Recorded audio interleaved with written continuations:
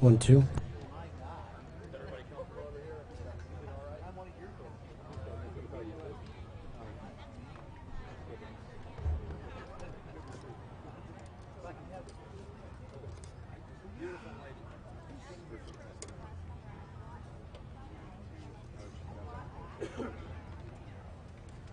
Man, I'm beating up on top of my head easily.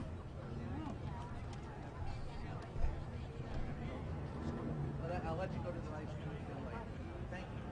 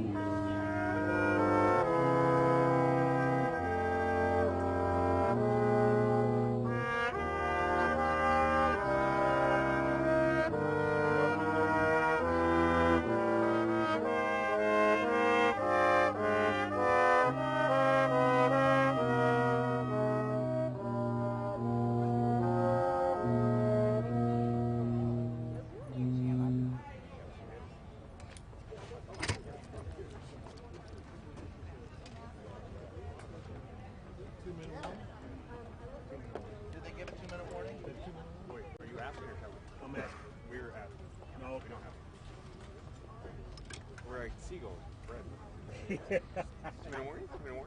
Come on.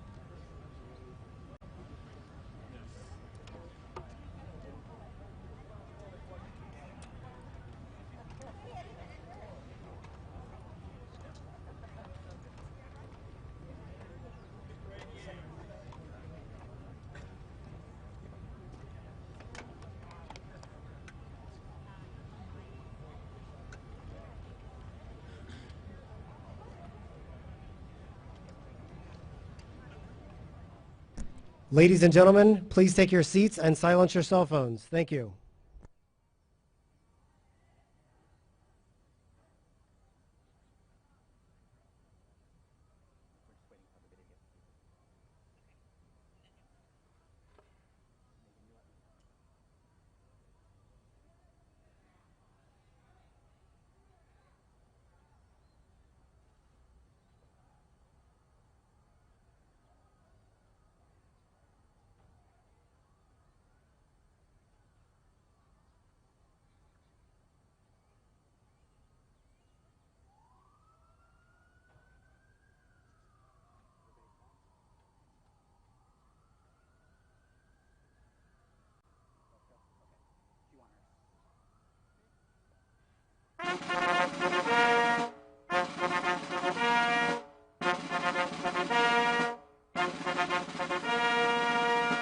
Ladies and gentlemen, the President of the United States, accompanied by the Vice President of the United States and Miss Tyree Brown.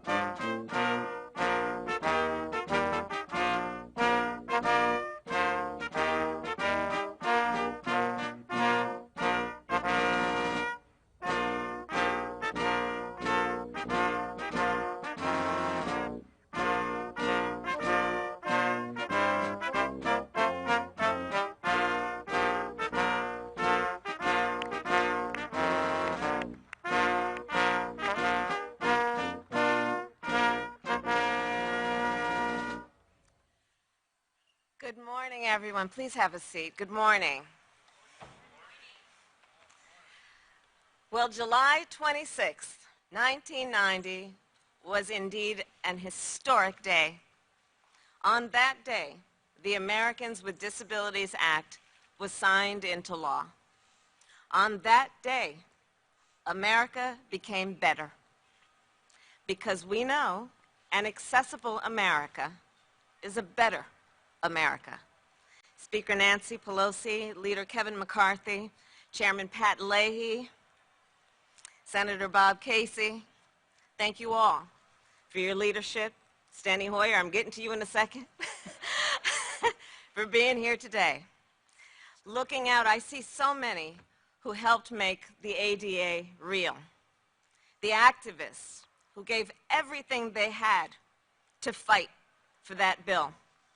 the advocates who helped to shape the bill title by title, the policymakers who worked tirelessly to pass it, including, of course, our own President, Joe Biden.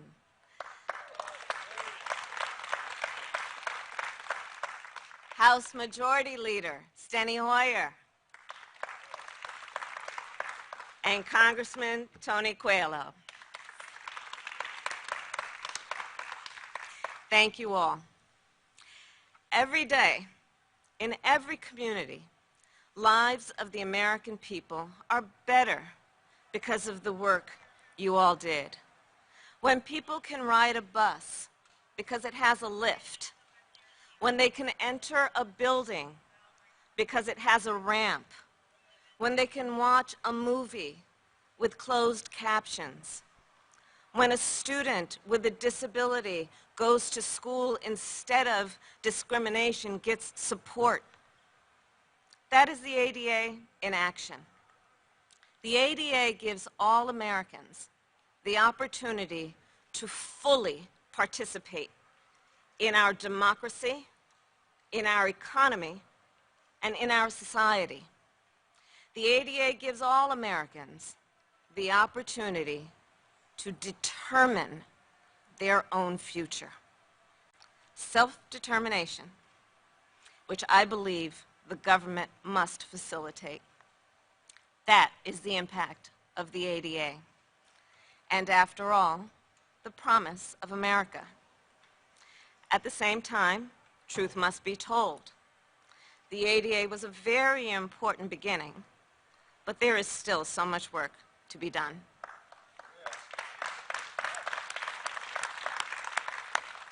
Both on enforcement and future legislation. And that is why I am so heartened to see the generations of leaders who are here and remain committed to doing this work. In fact, earlier this month, I met with several leaders of the disability community who are fighting for voting rights. And they told me about the obstacles voters with visible and invisible disabilities face when casting a ballot. Long lines, rickety ramps, broken elevators, tables that are either too high or too low, complications with voting assistance. The list goes on and on. One of the leaders, in fact, said to me, she said, "Vice President, equity cannot be achieved without disability being part of the equation. This is a fight that is a civil rights fight, a human rights fight. This is about equity. And whether or not we are truly committed to the principles of equity in every way that we as government and as a society can enforce those important principles. And as we all know, that truth is not just about voting then. It is also about employment. It is about an education starting with pre-K. It is about being able to live in your home and participate in your community, which is also why we must invest in in-home and community-based services.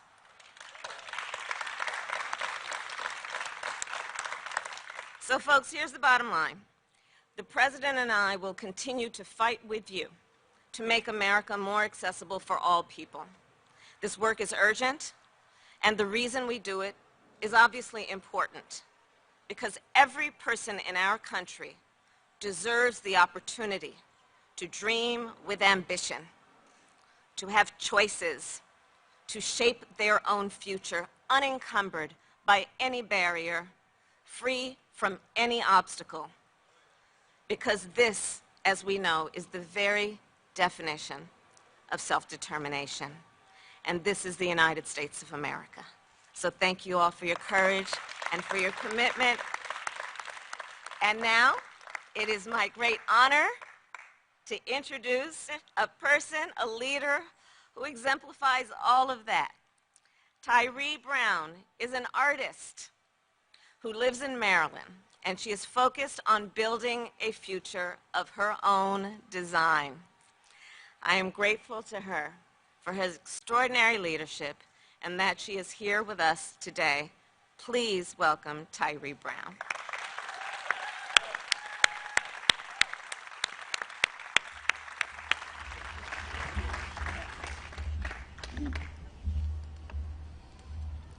Hello, everyone. It's a pleasure to be here. Hello. All right. As it was said, my name is Tyree Brown, and I'm a 26-year-old Christian artist living in Maryland with faith in Jesus Christ. I was in a car accident that rendered me quadriplegic.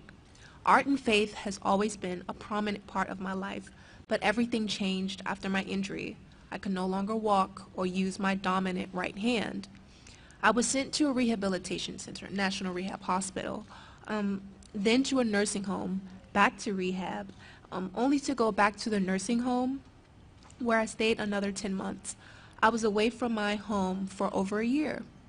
While in the nursing home, a program called Money Follows the Person intervened, which the president supports, investing more funding in. The home and community-based waiver program that helps those who choose to be home in their communities by supplying durable medical equipment, home modifications, and home health care services, a program that is made possible by the ADA. This program made it possible for my mother, Doree Cox, hi Mom, to be my full-time aide where I receive the best care full of love and grace. I want to thank President Biden, Vice President Harris, and the Biden administration for being advocates for the disability community.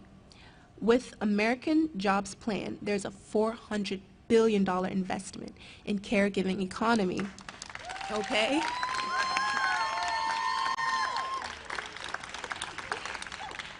And this will directly, positively impact my mother as she is my aide. Moving forward, my goal is to be able to access affordable, accessible housing to live in on my own more independently. I've been on the waiting list for 3 years, but I hope to move my own place soon. I am now home with my family and working as a freelance visual artist. I received my associate's degree at the Corcoran College, which is actually across the street from here. I exhibited my work at the Corcoran's Next exhibition, as well as a Raw Showcase exhibition. I attend Highway Deliverance Church, where I volunteer in the reading of the Bible for my pastor, Pastor Hughes.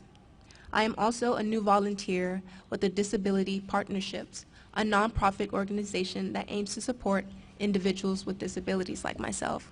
I'm also a newly board member of Independence Now, also a nonprofit organization. Because of the ADA, I was provided with numerous services like the Money Follows the Person program. The ADA, pushed for a more inclusive environment for wheelchair users, like making more public buildings and more public transportation wheelchair accessible. The ADA pushed for wheelchair ramps, curb cutouts, and public spaces, which made it possible for me to get around throughout my community. I was worried I would not be able to live independently and pursue my dreams of being an artist, but now there are programs that are helping me achieve my goals. It is thanks to the ADA, which paved the way for me with the full support of President Biden. Thank you, President Biden and Vice President Harris, for advocating for the disability community and celebrating the 31st anniversary of the ADA. I am honored to be here and especially to now introduce President Joe Biden.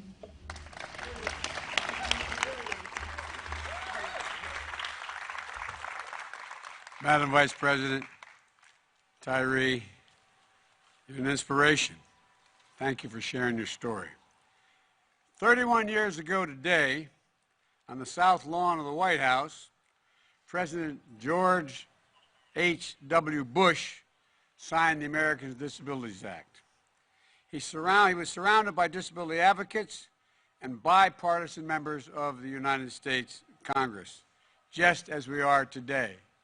Speaker Pelosi, welcome, by the way, Madam Speaker, Chairman Leahy, Leader McCarthy, Senator Casey, Congressman Scott, Congressman, where is he? There you are, Paul. You understand this better than anybody does. And I want to thank you, Congressman, for all your work. And I want to thank you all for being here. Second, by the way, where's Mom? Mom, is she here? Oh, she's watching. Okay, I thought you looked there and said, Mom is out there. I was going to ask her to stand up, but Mom, you can't stand up if you're home. But folks, thank you for what you've done. The second gentleman is here as well. Thank him for being with us as well. And some of the same folks who fought so hard for this landmark legislation are with us today. I just got off the phone with one of them, a guy named Tom Harkin. And 2 days ago, I was on the phone with one who just had his 98th birthday, Bob Dole. But no one worked harder than Tony Coelho to get this done. House Majority Leader Steny Hoyer. Others weren't able to join us today, but were instrumental in bringing this to life. Dear friends, as I said, like Tom Harkin and Bob Dole. And I also spoke, as I said, Bob wanted to pass on his regards, as did Tom. Tom's up in Wisconsin, working on, he said, on ADA, doing something up there, and I didn't explain exactly what. There's still more with us that are here in spirit, like Ted Kennedy, Major Owen, the Congressman Major Owen, countless other advocates. I was enormously proud to be a co-sponsor of the ADA, as Pat Leahy was as well, if I'm not mistaken, as a member of the United States Senate. And I'm proud to be here today as president alongside so many fearless champions who represent the ongoing legacy of this law from the foundations to its future. 31 years ago, after its passage, many Americans have never lived in a world without the ADA. Generations have grown up not knowing a time before it existed. But many of us can still recall in America where a person with disability was denied service in restaurants and grocery stores, and could be, where a person using a wheelchair couldn't ride in a train or take a bus to work or to school, where an employer could refuse to hire you because of a disability. An America that wasn't built for all Americans. Then we passed the ADA and made a commitment to build a nation for all of us, all of us. And we moved America closer to fulfilling that promise of liberty and justice, and maybe most importantly, dignity and equality for all. You know, and perhaps most importantly, we did it together. This was a Democratic bill signed by a Republican president, a product of passion and compassion, not partisanship. Progress that wasn't political, but personal to millions of families. I'll never forget the moment the ADA passed. And you may remember, Pat, standing on the floor of the United States Senate, and Tom Harkin sought recognition, he rose. And the first time in the history that I'm aware of, in the United States Senate, he stood up and he signed in a speech to his brother. Tom wasn't just sending a message to millions of deaf and hard of hearing folks. He was speaking to his brother Frank. It was personal to him. It was personal to Bob Dole as well, who lost the use of his right arm in a heroic effort during World War II, who laid out in a hospital for almost 3 years. His injury is listed, and they've also lasted an entire lifetime. But like so many Americans, he turned his disability, his apparent limitation, into greater purpose and will. He made the rights of disabled Americans a lifelong cause. And for more than 60 million Americans living with disabilities, the ADA is so much more than a law. It's a source of opportunity, participation, independent living, and respect and dignity. The bulwark against discrimination and a path to independence. And for our nation, the ADA is more than a law as well. It's testament to our character as a people, our character as Americans. It's a triumph of American values. But of course, this law didn't bring an end to the work we need to do. Today, too many Americans still face barriers to freedom and equality. But thanks to this movement that spans all races, beliefs, backgrounds, and generations, we're once again making progress together. In my first day in office, I was proud to sign an executive order establishing a government-wide commitment to advancing equity, including people with disabilities. And I was proud to appoint the first ever White House Disability Policy Director, Kim Noxted. Where are you, Kim? Where's Kim? Thank you, Kim. And I'm ensuring that dignity and rights of disabled Americans are lifted up in every policy we pursue, from continuing to make sure that this administration looks like America, appointing people with disabilities to positions across the government. In the American Rescue Plan, we were able to include substantial support for schools that better serve students with disabilities and expanding access to vaccines for disabled Americans. As part of my Build Back Better plan, it was already mentioned, we proposed $400 billion to expand access to home and community-based care, helping people with disabilities and older adults live more independently. And I'm glad that Congress is beginning to move on the Better Care, Better Jobs Act, championed by my buddy Bobby Casey. Bobby, thank you, which builds on that effort. This past year, the entire nation saw just how vital our caregivers are and how critical home-based care truly is for so many Americans. This legislation will help ensure that caregivers are fairly compensated for their work. In addition, I've also called on Congress to eliminate the discriminatory sub-minimum wage provisions that too often keep people with disabilities from getting good jobs with fair wages. Because of additional executive orders I've signed, we're working to remove barriers that hold back disabled Americans from exercising their sacred right to vote. And we're ensuring that the federal government is a model employer when it comes to wages, accommodations, and opportunities to advance people with disabilities. That's a firm commitment.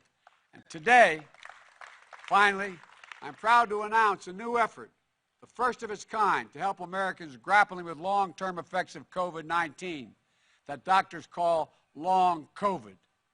Many Americans who seemingly recover from the virus still face lingering challenges like breathing problems, brain fog, chronic pain, and fatigue. These conditions can sometimes rise to the level of a disability. So we're bringing agencies together to make sure Americans with long COVID who have a disability have access to the rights and resources that are due under the disability law, which includes accommodations and services in the workplace, in school, and our healthcare system, so they can live their lives in dignity and get the support they need as they continue to navigate these challenges. We've made important progress, but we still have work to do. We have to keep going to ensure that every single American has a chance to contribute their talents and thrive and succeed. And I know that today's fearless advocates, some of whom are with us today, are going to accomplish incredible things. People like Mr. Tootle. Where are you? Stand up, man. Thank you. Thank you, thank you, thank you. You know, I want to thank you for your continued efforts to build an America for everyone. And as I said, you courageous advocates who led the way 31 years ago, a long time before the foundation for progress is strong, though. It's part of the more moral bedrock of our nation and something every American should be proud of. Now it's my honor to sign the proclamation on the 31st anniversary of the ADA. I want to thank you all. May God bless you and all of you dealing with disabilities. You are an inspiration to all of us. I really mean it. You're an absolute inspiration. May God bless you all, and may God protect our troops. And I'm going to walk over and sign this. I'm going to invite up, though. Nancy, come on up. Stenny, I think we ought to get you up here. You're a big part of it, Tony Quello. Am I leaving anybody out? Pat, you were there at the time, weren't you? Well, get your rear end up here and put your...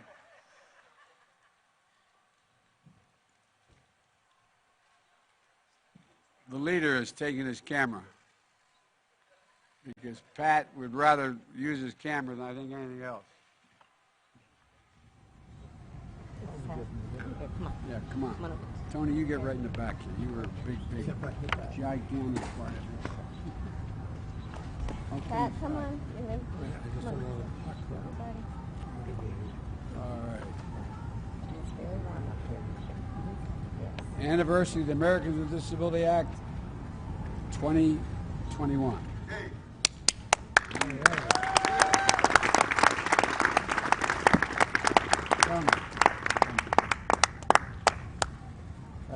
Good to see you. Madam Speaker.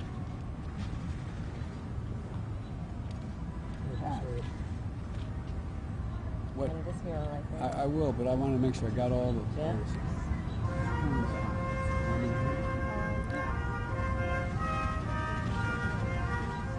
Thank you, everybody. Let's keep it going. Well done.